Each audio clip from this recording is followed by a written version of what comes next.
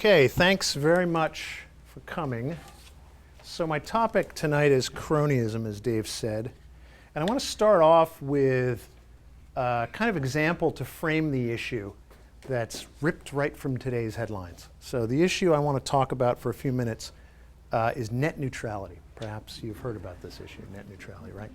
In fact, this is kind of incidental, but I'll tell you anyway because it's kind of fun. Mark Cuban has been tweeting about net neutrality recently. And he has claimed that if Ayn Rand were alive today and writing Atlas Shrugged, she wouldn't focus on railroads in Atlas, she would focus on the internet and net neutrality. And the more I learn about this issue, the more I think he might just be right about that. But here's the thing I want to focus on. I want to use this as an example to start off with that kind of frames the issue and the problem with my topic tonight, which is cronyism. So very briefly, net neutrality boils down to the idea that ISPs, internet service providers, which are the companies that create the cables and the infrastructure for the internet that all of the signals travel over, that these guys, these companies, should not be able to discriminate among or treat differently the content providers, which are the companies that actually broadcast the information over the internet. That they shouldn't be able to discriminate against them, that they should have to treat all of these different companies the same. Now the problem with that is that all content providers are not the same, right? Some of them have online gaming companies or businesses or streaming video that has to get to the end user very reliably. So you might think about it as what Federal Express used to say. Presumably they still say this. If you absolutely positively need to get there, tomorrow, use Federal Express and pay us a lot of money and we'll guarantee that your package gets there tomorrow. And so these ISPs, they enter into really expensive contracts with these companies to treat their content better than, say, the guy that wants to send a picture of Grumpy Cat to his neighbor, right? And that makes sense because these companies, they have important products that they want to sell over the internet. They have to have guaranteed service. And what net neutrality says is you're not allowed to do that, which I think is a horrible, evil idea. But my point here tonight is not to focus so much on what's wrong with net neutrality, but the way that the government regulates this issue and the logical and foreseeable consequences. So here's, in essence, what the FCC did in the last go-round. This is an issue now because the president recently has directed the FCC to come up with a new approach that will implement net neutrality, which is this idea of, all content or all information is treated the same. And here's essentially what the FCC's rule said. It said, in essence, no ISP, no internet service provider shall unreasonably discriminate against a content provider or among the content providers, right? Now, they didn't say you can't discriminate at all against these content providers because that would be impossible. You could think of it as a lot of people trying to go through a door at the same time. Not everybody can go through at the same time. Somebody's got to be first, right? Somebody has to be first in line. And that's the basic idea. I mean, even the government recognizes that there has to be some discrimination among or differential treatment among the different content providers. But the FCC says it can't be too much, I guess, or it can't be unreasonable. And here's the question, what the hell does unreasonable mean, right? Now, I'm confident that the companies don't know what it means, and I'm even confident that the FCC doesn't really know what it means, although the FCC has the right to determine what this means. So we have a bunch of ISPs with billions of dollars invested in this business and contracts with all of these content providers that says we will absolutely positively deliver your content to the end user and we'll give that priority. So if you were in the position of these internet service providers and the FCC had a rule that said you're not allowed to unreasonably discriminate against them, whatever that may mean, what are your options? Let's think about what their options are, okay? Option one, ignore the law entirely. Nothing will happen, we'll just ignore the law. We'll, not a good business policy, generally speaking, right? And I've actually dealt with agencies before, so I can tell you that that's not the smartest thing to do. Option two, comply with the law and cancel all your $1 billion of contracts with all of these content providers. Again, not the best option. There's one more option I think they can take. Travel to Washington, D.C., argue with the FCC about what reasonable means, try to convince them that your treatment of content providers, that you're allowing some of them to be first in line, giving priority to some people's content, for some reason is not unreasonable, whereas every other businesses might be, okay? And I think that's the option most of them will choose. In fact, I know that's the option that these guys will choose, and we know it because it's been going on for at least a century in this country when businesses are regulated the way ISPs are being regulated through net neutrality, or will be regulated very soon. In fact, we know that tech companies will behave that way because we saw it when, right after the Microsoft antitrust prosecution in the 90s. One congressional staffer summed up the attitude of Washington, D.C. to the tech sector as follows. These guys, and I'm paraphrasing, these guys think they can just conduct business and ignore Washington, D.C. What they've discovered in this case is that they can't do that they have to pay careful attention to what's going on this all-important side of the country, Washington, D.C. And guess what? They all got the message. After the Microsoft prosecution, Microsoft, Google, and all of the other tech companies set up offices in Washington, D.C. They hired lobbyists, and they started, playing the game of political influence. And what do we call this these days? This is the big issue that I'm going to talk about. This is called cronyism, right? And who gets blamed for it? Microsoft, Google, and all of the internet service providers.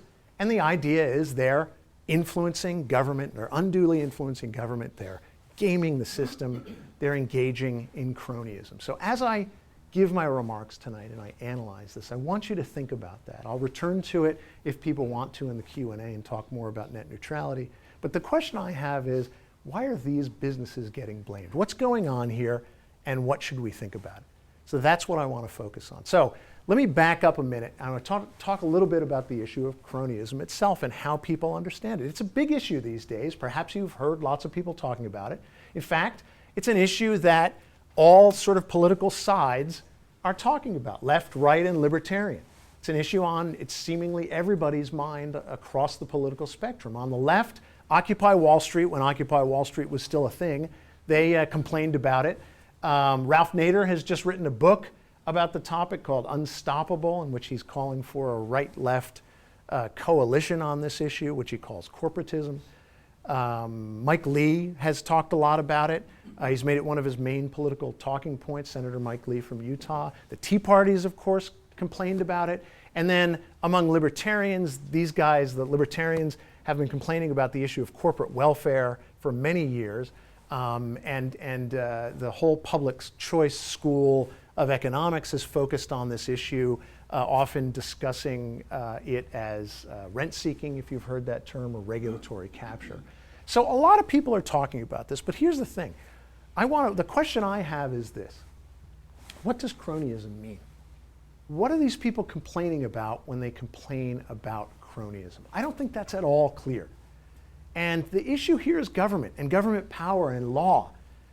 So when we have an unclear idea and people are complaining about it, and we're talking about this in the context of government, my view is bad things happen if we don't have clear ideas of how government should function, what it's doing right and what it's doing wrong. And oftentimes, or typically, that bad thing is the wrong person gets blamed for whatever problem people are complaining about. So I want to analyze this issue, and I want to try to understand and separate the correct way of thinking about it from the mistakes. So here's what I want to do. I want to analyze what people are saying about this issue. I think that's a good place to start in analyzing what this is all about, and talk a bit about what the different people across the political spectrum are thinking about, or what their issue is with cronyism. What do they mean when they talk about cronyism? That's the first thing. Analyze what people are saying. Secondly, I want to critique it. I want to talk about what I think is wrong with the conventional view. There is a real issue here. In fact, there's a real injustice here. And it's an injustice that drives a lot of thinking about institutions that we should care about, as I'll get to in my remarks. Important institutions that, and indeed the way people really conceive of our government and our economy across the board. And then finally, I want to say a little bit about what I want to talk about what the right way to think about it is, and then what I think the solution is. So let me start by giving you a kind of summary of the conventional view of cronyism. And given that we've just had an election, 2 weeks ago now, I want to put it in the terms that I think you've probably heard leading up to this election. So let me give you kind of my summary view, and then I'll actually quote some people to back up what I'm saying. So how many times recently or ever have you heard something like the following? Money is corrupting our government, right? Or influence is corrupting our government. Or sometimes it'll be our politics. Often it's democracy, right? Money corrupts democracy. Ours is not a government of, by, and for the people. It's a government of, by, and for the special interests. Or big business and big government are colluding to win favors for themselves and, screw or rip off the little guy. They're taking things from everybody else and winning favors for themselves. Or how about this? It's not capitalism anymore in America. If it ever was, it's what? Crony capitalism, right? So this is the idea that moneyed special interests are corrupting our government. Bad people are corrupting a good system. That's what I think the basic idea is here. And let me back this up with some quotes by people from across the political spectrum, just to make sure, just to ensure that you don't think I'm making anything up here. Because one of the interesting things about this issue is that I think, anyway, people from right, left, really across the political spectrum pretty much have the exact same view of this issue, which I think in itself is a notable point. Everybody who complains about this issue of cronyism seems to have the exact same idea. So if it's a problem, if it's wrong, then most of the people who are talking about it are making a terrible mistake. So let me start, I'll just give you a couple quotes from different writers across the political spectrum. This one is from a writer on National Review Online, NRO, right? Arch conservative publication. And here's what she says about what cronyism is. Quote, "This is how cronyism works. A company wants a special privilege from the government in exchange for political support in future elections. If the company is wealthy enough or backed by powerful enough interest groups, the company will get its way and politicians will get another private sector ally. The few cronies win at the expense of everybody else." So as I said before, it's, big bad businesses and government are colluding and winning favors that are not available to anybody else. In writing in Rolling Stone, one writer accused these guys on Wall Street are not winning, meaning they're not succeeding, they're cheating, right? So businessmen and businesses are cheating our system. Nick Kristof, writing in the New York Times, characterized it like this, quote, "In recent years," and Nick Kristof is essentially on the left, he's a Democrat. "In recent years, some financiers have chosen to live in a government-backed featherbed. Their platform seems to be socialism for tycoons and capitalism for the rest of us." As an aside, wouldn't it be cool if it was really capitalism for the rest of us?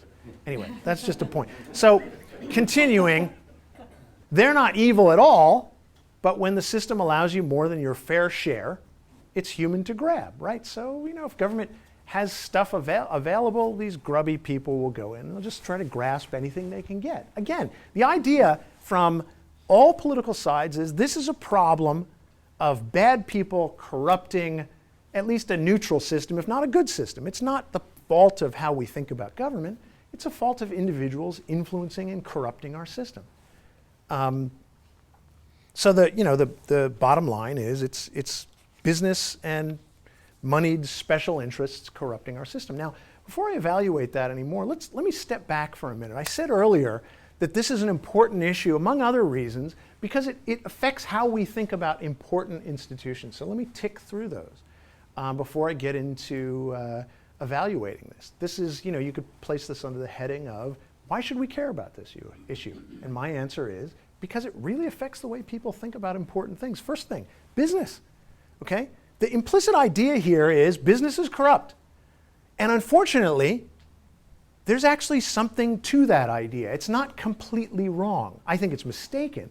In other words, there's nothing inherently wrong with business, but there is something to back up this idea that many businesses in this country are getting something that they haven't earned. They're getting something they haven't produced themselves. They're getting something they don't deserve. Just one really quick example. I used to work at the Institute for Justice. One of the big issues that IJ handled is eminent domain abuse, right? The power to take people's property for a so-called public use. Many of the cases we litigated involved towns and local governments taking land from some people and literally giving it to others. And the big case we handled was the Kelo case. That involved the taking by the city of New London of like 100 homes to hand over to a property developer and Pfizer, okay? Pfizer, the drug company, which I think Pfizer is an awesome company, right? But after that case, you know, the awesomeness is maybe down to 60%, right? They're not as good as I thought they were before because there's something dirty about that. Where do these guys get off? Asking government to take land to hand over to them so they can build an office building. Pay for the damn office building yourself. Buy the property from these people, right? So, I mean, there are zillions of examples we could use about how it seems like really good companies, Walmart, Apple, Tesla, if you like Tesla. I'm not a huge fan of electric cars, but you know, they play the game too. It seems like these guys are playing a game and benefiting, and that really gives people a negative view of business. Now, the second institution we should care about here is government. You know, much as I criticize government all the time, government is an absolutely indispensably important institution if it's doing the right thing. But the common view today is government is inherently corrupt. There's something wrong with the way our government functions. In fact, the last Gallup poll I saw on this reported that people's perceptions that government is corrupt have increased from like 59% of the population to something like 79% of the population think that government's inherently corrupt. That's problematic because we need government. Government's actually not a necessary evil as a lot of people think. It's a necessary good, but it's only a necessary good if it does the right things. Finally, there is this view that is pervasive today, and it's really being pushed by those who are criticizing income inequality, that capitalism is a rigged game, right? And you've heard, you know, it's not what you know, it's not how talented you are, it's not how hard you work, it's who you know, right? You don't get ahead through talent and hard work. You get ahead through favors, basically. You're gaming the system. It's unfair. And this is one of the chief attacks on capitalism, not just today, but it has been really for, you know, a couple hundred years at least.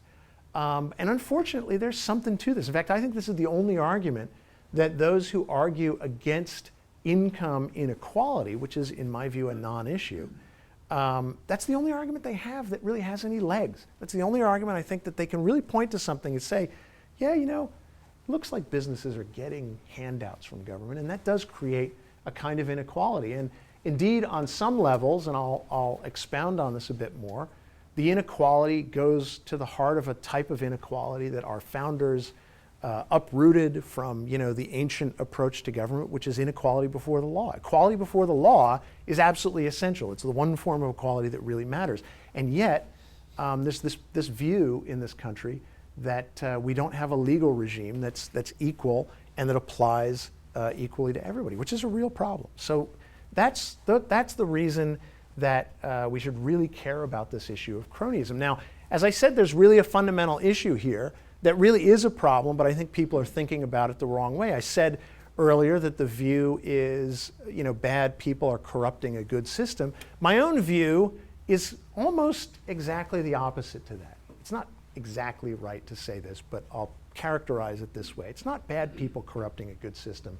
It's a bad system corrupting, or at least incentivizing, creating horrible incentives for otherwise neutral or good people, right? The problem is not the individuals influencing the system. The problem is something about the system itself. So let me get into that. Let me talk about what I think is wrong, and then you know, I'll evaluate that issue, and we can you know, talk a bit about how to solve it and what the real problem is. So if I had to boil down my thesis about cronyism, it would be something like the following. Cronyism is a term that packages or mixes together under one term or one concept, one conceptual roof, opposite ideas, okay?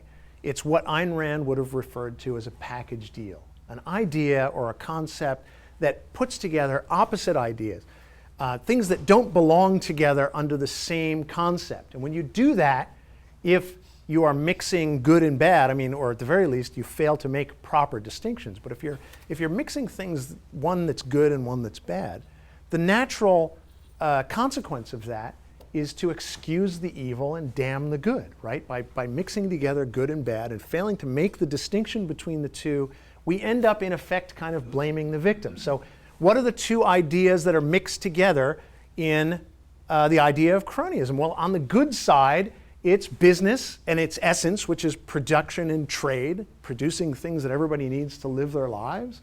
It's wealth. It's free trade. It's the ability to speak out or influence politics, which is in itself not a bad thing. In fact, it's an absolutely essential part of a free society. Being able to talk about what the government does, being able to talk about politics, being able to influence the course of our government, that's inherent in what a free government is, what a government that is based on the consent of the governed has to involve the ability of people to speak out and influence politics. So the idea of cronyism damns all of those things. On the bad side, what does it excuse? It excuses the misuse of government power, which I'll expand on a bit, and some people achieving unearned benefits, things that other people created, other people earned, right? Think your tax dollars, right? What does that do? It takes your money and it effectively hands that money over to other people. Cronyism conflates these things. It says big is bad, ignoring the distinction between big government on the one hand and big business. Very, very different things, right? Government has the power of law behind it, the power of force. Business has what? The power of trade and production, and it conflates these things. It says that influence is bad, ignoring entirely why people try to influence government. It claims that any kind of favors, so to speak, that people get from government are bad, ignoring the fact that some people try to influence government to protect themselves from what government can do, and other people try to influence government to achieve unearned benefits or to destroy other people's businesses.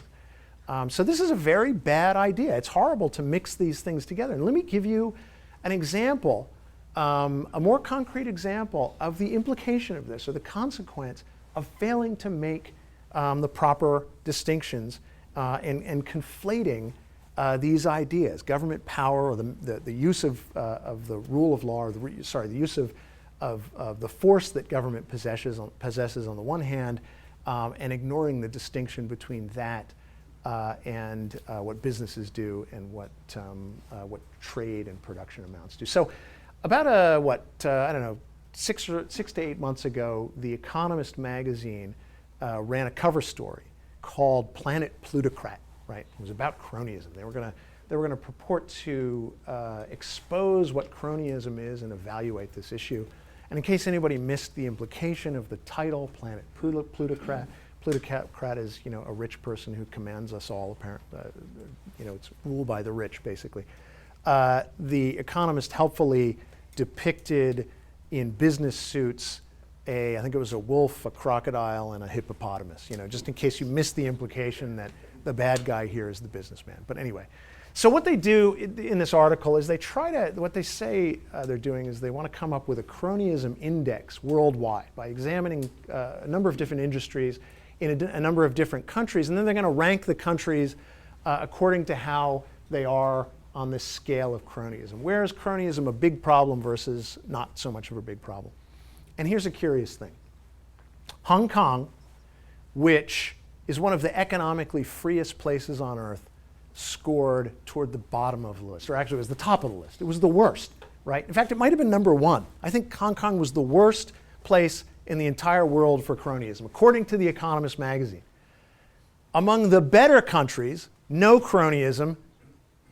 Are you ready for this? China, right? China scored really well. Hong Kong scored horribly.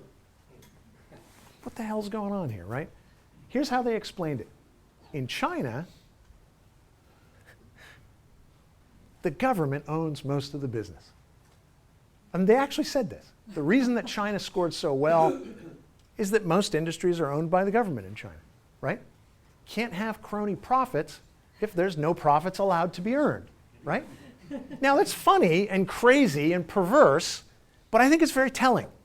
It tells us something about the way people think about this, or the real just horrible confusion over this issue of what cronyism is and why it's bad.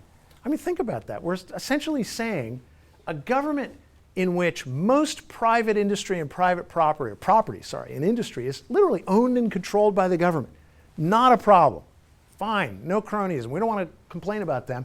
And a place where, probably still the most, the freest, best place for business on earth, bad, because they're earning, crony profits.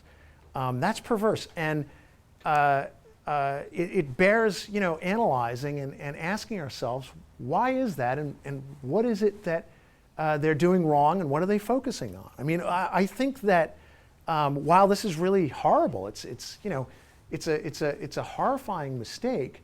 It's entirely logical.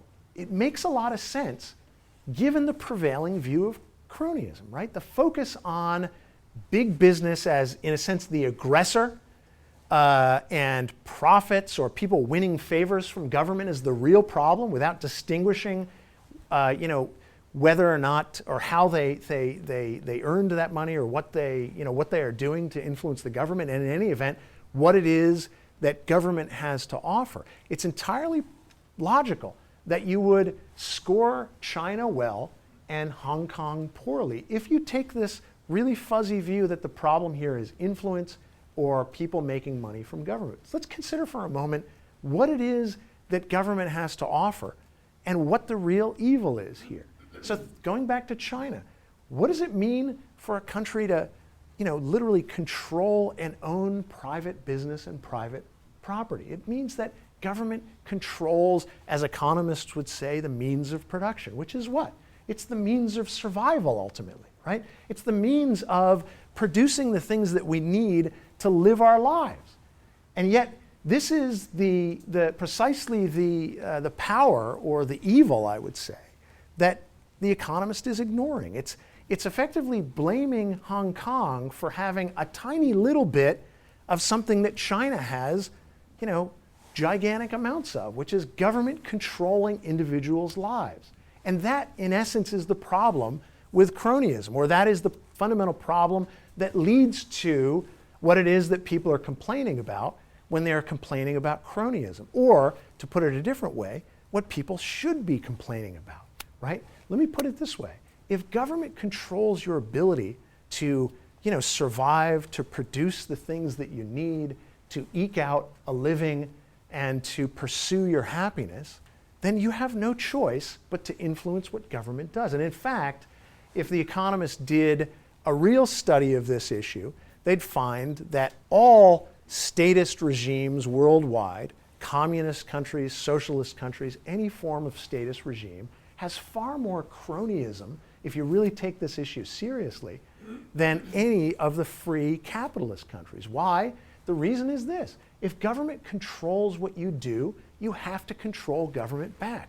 The issue fundamentally isn't that people are trying to influence government, it's what is it that government is doing to them. So let me elaborate on that and analyze that a bit more. And in a way, I hope that will really bring out the injustice and the problem of the conventional view of cronyism.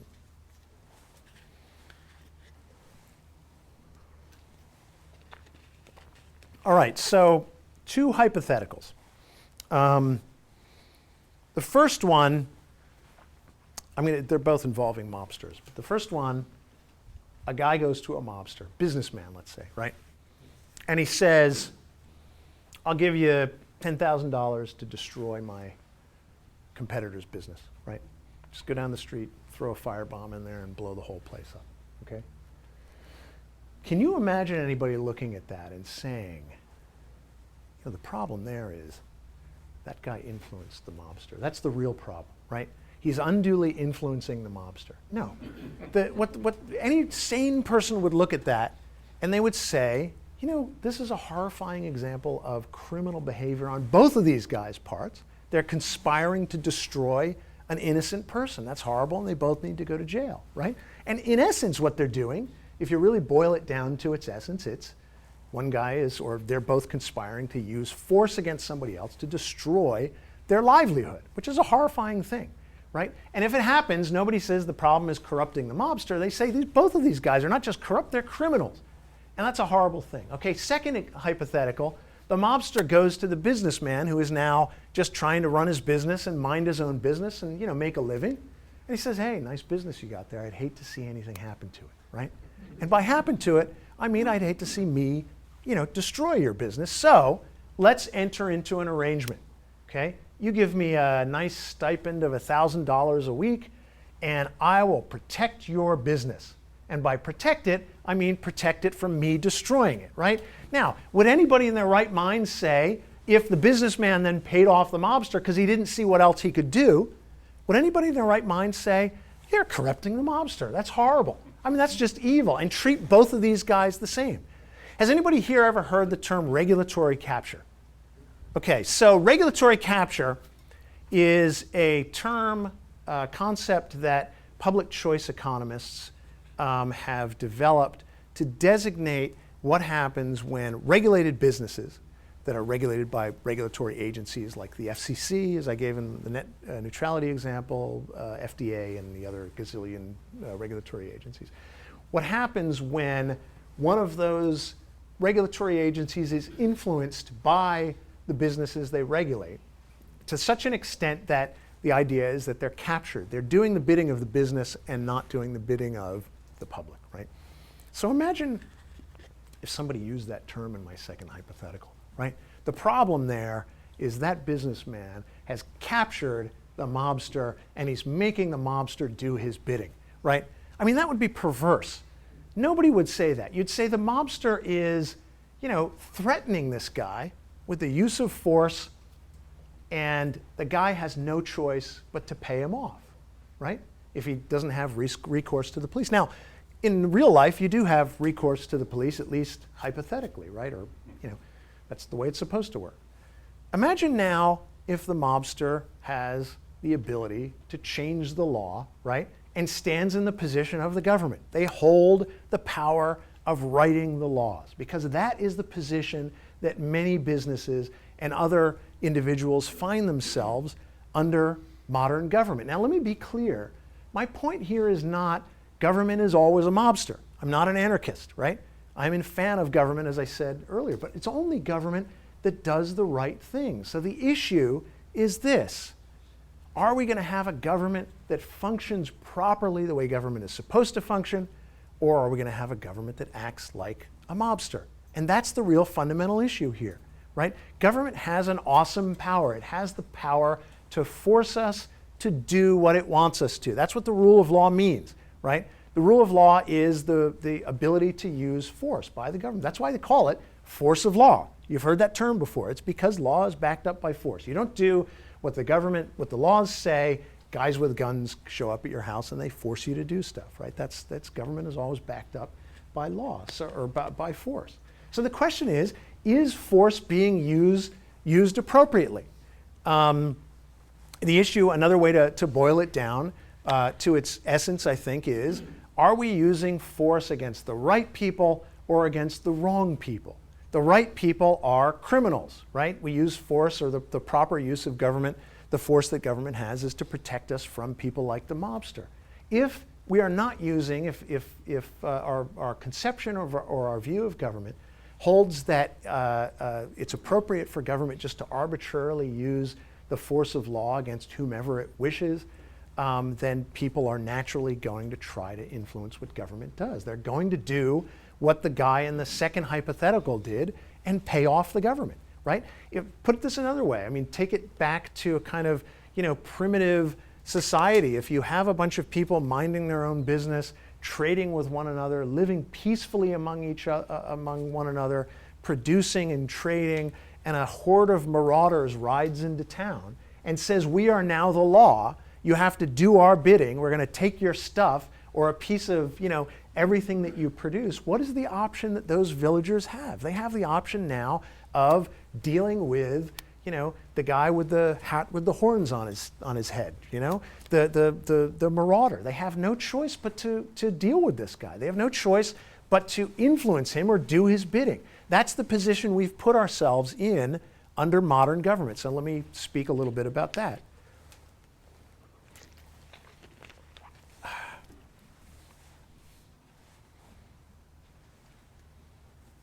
So, as I said, government is force.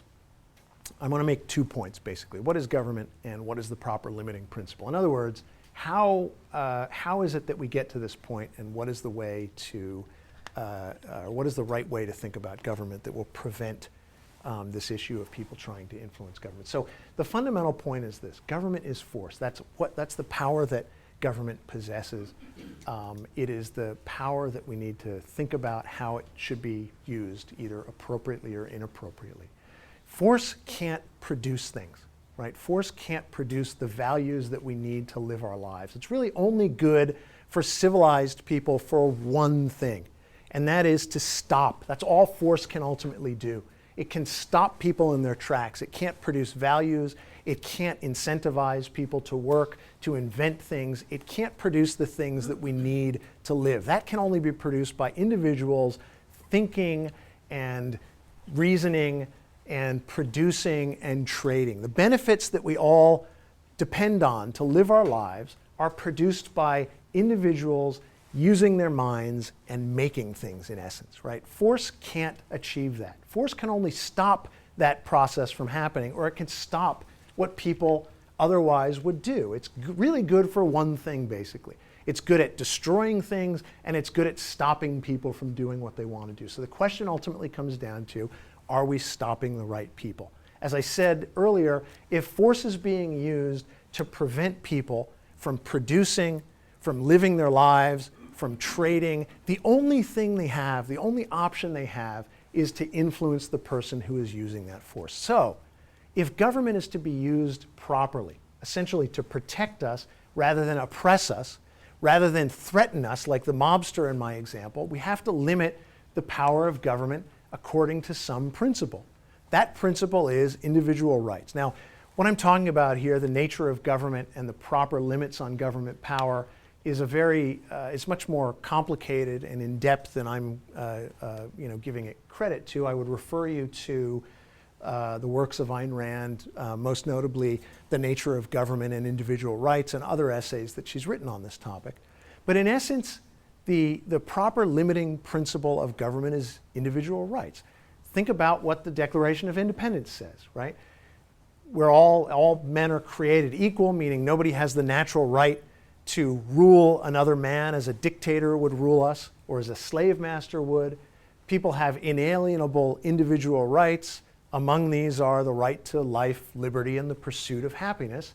And governments are instituted among men to protect these rights, right? The Declaration of Independence and the founders got this basically right. Anytime you use government, anytime the power of government exceeds the boundaries of protecting individual rights, government becomes, to that extent, an oppressor rather than a protector. It becomes like a mobster. And when government or anybody in society is legally authorized to use force against you, slowly but surely, force becomes the rule, right? It becomes the rule of human behavior. Here's why. Consider it this way. If you're a business and you want to produce and trade with people, that's what you do, right? You produce things, you produce values that others need, you trade with them to mutual gain for both sides. What if you see the guy down the street, instead of producing anything, the guy you're competing with, going to government and saying, hey, I don't really want to produce stuff. I just want you to tax that guy who's producing things and give me the money. Or, I don't want to have to outcompete him. You should shackle him with tariffs or all sorts of regulations, net neutrality, right? Prevent him from, serving the customers that he wants and serving his business partners and giving them something of value. What's the natural result of this? What does the first guy see? The first guy who's working hard to produce values that people want, things that he can trade with others on the basis of, what does he say when he sees somebody else going to the local bureaucrat or the local ward healer and getting, free stuff at his expense? After a while, he sees, this is a chump's game. I'm not going to continue doing this. And at a certain point, I can't continue doing this, right? Because the more I work, the more he ends up taking from me. I can't leave him to influence the legislator or the regulator while I stay out of this process. I need to protect myself. I got to get involved. I got to get into this game as well. Slowly but surely, you allow that to continue for what? Now a century, at least over a century, and you get the type of society we have today. A society or a government that is beset by what people call special interest warfare. I would call it, pressure group warfare. People going to Washington, D.C., just as in my opening example of net neutrality, the government essentially invited people to do, right? You can't ignore us. You have to come and deal with us. And the reason people can't ignore the government under today's world, or in today's world, is the government possesses this awesome power of them. So we shouldn't be blaming the individuals who try to influence the government. We need to blame the process and the way that we think about government. Now let me talk a little bit about the way we think about government today, just to round out the point, and then I'll have some concluding remarks. Consider what you hear right around election time. I want to make 2 points. The implicit principle or the implicit take on government today, and then the explicit way that most people think about government. Here's the implicit principle of government, at least as we hear it during election times. How many times have you heard this? Vote for me and I will increase Social Security benefits, right? Or vote for me and I'll forgive student loan debt. Vote for me and I'll increase entitlements for the poor. Vote for me and I'll make sure everybody has low cost or free insurance, okay? I mean, always, right? Constantly we hear, vote for me and I'll enact net neutrality laws. And I'll make sure those horrible ISPs can't treat you any other way than I, mandate. So what does this mean in practice? What does this really mean boiled down to its essence? It's something like the following. Vote for me and I will tax the middle class and I'll redistribute their income to old people, right? That's Social Security. Vote for me and I'll tax the elderly and the middle class and I'll redistribute that money to students to forgive their student loan debt. Or I'll do the same thing and I'll give that money to the poor. Or I will pass laws that favor business at the expense of labor or labor at the expense of business. Or laws that favor content providers over internet service providers, or maybe the other way around. You can play this out in any walk of life. Sugar tariffs, right? The sugar industry, the domestic sugar industry has been protected by tariffs for decades in this country that prevent competition from foreign sugar sources. How does that, what is the principle, or what is the natural and foreseeable effect of that? If you see every election season politicians inviting you to come into this process and essentially vote to gore somebody else's ox, what is the natural and foreseeable consequence of that? Okay, the implicit principle is this: tax or be taxed, regulate or be regulated, subsidize or get a subsidy, or have it extracted from yourself. It's a kind of free-for-all, right? A war of all against all, to use Thomas Hobbes's words. Should we really be surprised that people participate in this process and either try to win benefits when we've made it legitimate to do that, or more likely to protect themselves? That shouldn't surprise us in the slightest. That's the implicit view of government that everybody holds today. Let's talk a little bit about the explicit view for a minute. What is the common term for the type of government we have today? Anybody want to take a shot at it? Democracy. Yeah, democracy. So what does democracy mean? It boils down to this. People get to vote to have whatever they basically want. The majority rules, right? Which means what? It means that the power of the government is limited by little other than your ability to vote, or a politician's or a given group's ability to win enough votes. We see this all the time, right? After Obama was elected president, what was the common refrain? It was what? He's got a mandate for change. We hear that after every presidential election. This president has a mandate. A mandate to do what? A mandate to do whatever the people want him to do. In this case, it was remake the entire insurance industry, the entire health insurance industry, totally change the nature of this business and redistribute money and benefits from some people to others. Why would we be surprised when that is the explicit principle, right? that if you can vote for it, you can have it. Why would we be surprised when people try to influence this system? Okay? What is the implication of this? The implication is that in order to live your life the way you want, to live freely, to pursue your happiness, you've got to go influence politics in either Washington, D.C. or the state capitals. Can you do it alone? What happens if I walk up to a congressman's door and I knock and I say, I'd really like you to lower my taxes? He's going to say, yeah, nice to hear from you. Get 1 million voters behind you and maybe I'll listen to you, right? Which is exactly what people do. That's what a special interest is. It's a group of people that have joined together to try to influence this process. Why have they tried to influence this process? Because this process influences them. That's the fundamental issue. We have a government today that has the power to, in effect, rule over us, which means the power to prevent us from living our lives the way we see fit, which means the power to take the stuff that we produce or inhibit our ability to trade with others and give it to others or effectively destroy our businesses. We shouldn't be surprised when people try to influence this process back. Indeed, this is the explicit view of government today, or it's the logical implication of the type of government we have. In short, the problem isn't too much money in politics. The problem is that politics controls our money, right? When politics controls everything we do, we have no choice but to play politics. That's the natural and foreseeable consequence of this. So the way to solve this issue, not exactly the easiest thing to do, but the necessary thing to do, is to change the way we think about government and to change what government does. The only way to do that ultimately is to limit government. It's not an issue of the absolute size of government. It's not the issue of how big government is. It's an issue of what government does. The proper government, the government to which we're entitled, the government that people don't have any ability or incentive to influence, is the government that protects our rights. So if we want to solve the problem of cronyism, we need to limit government to its proper purpose. Thank you.